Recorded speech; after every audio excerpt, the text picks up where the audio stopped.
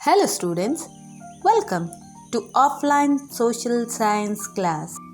Today's video is on economics chapter 1, natural resources.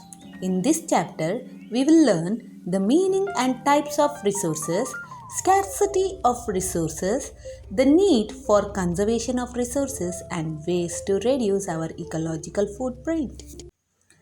Resource is a broad term indicating all materials that human beings use in conducting their economic activities like production, exchange, and consumption.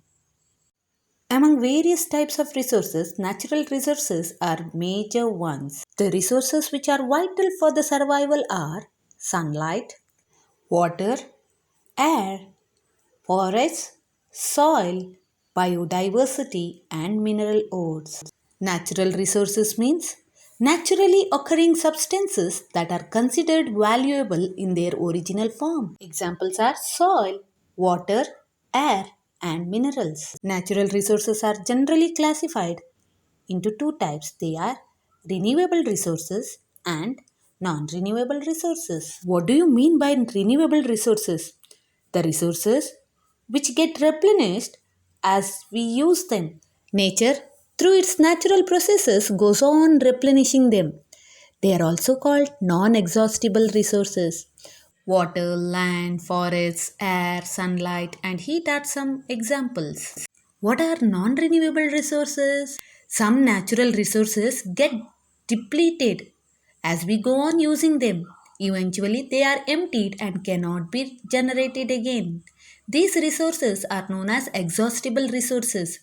Minerals like iron ore, copper, gold, manganese, bauxite, etc., and mineral fuels like coal, petroleum, natural gas, uranium, thorium, etc., are some examples. Resources can also be classified as biotic and abiotic resources. Biotic resources are those that are derived from living organisms. Example, plants and animals. Abiotic resources are derived from non-living components of the nature. Examples, water, soil, minerals, etc. What is scarcity of resources? All our basic needs like food, shelter, clothes, etc.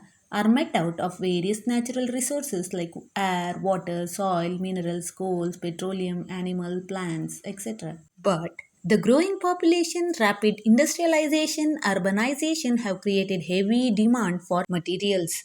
Due to increasing wants, the available resources are scarce.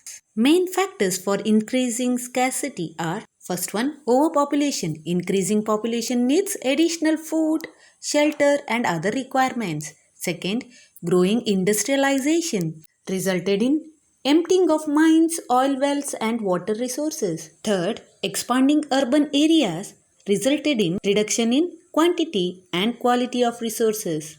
Atmospheric pollution.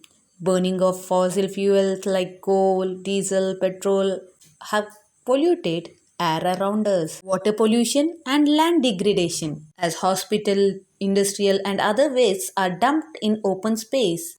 The increase in population and their increased economic activities have increased scarcity and affected the quality of resources. Let's see what are the solutions for this scarcity. Exploring and discovering of new sources of resources, discovering substitutes and alternatives like solar and wind power in the place of coal and ethanol powers. Next, increasing the efficiency of resources use using four-stroke engine in place of two-stroke engines. Next, government policies to regulate overuse of resources and pollution. Next, educating people about conservation of resources and less polluting ways of doing everyday activities. Let's see what is conservation of natural resources. It means not to waste natural resources but use them judiciously so that there is a balance between nature and our use of natural resources. Conservation has been defined as the management of the biosphere for the benefit of all life, including mankind, so that it may yield sustainable benefit to the present generation while maintaining its potential to meet the needs and aspirations of the future generations. It can be done through 4R strategy. They are reduce, reuse, recharge or regenerate, and research. Reduce refers to minimizing the use of resources and their wastage or trying to use the less amount of any resource. It will reduce pollution. Example, we can reduce air pollution by reducing the use of vehicles. Reuse. This is a very simple but effective way of conserving resources. Every resource has not only alternative uses but can be used multiple times. For example, water that is used for bathing can be used for gardening. Waste papers can be converted into packing materials. Next is recharge and regenerate. This refers to taking steps to allow the resource to grow through conscious human efforts. All rainwater harvesting efforts recharge groundwater. Afforestation recharges tree stock and biodiversity. Next, research. Researching ways to find renewable alternatives to non renewable resources. Solar or wind energy is renewable alternative to the energy we use. Now let's see some things we can do to conserve resources. 1.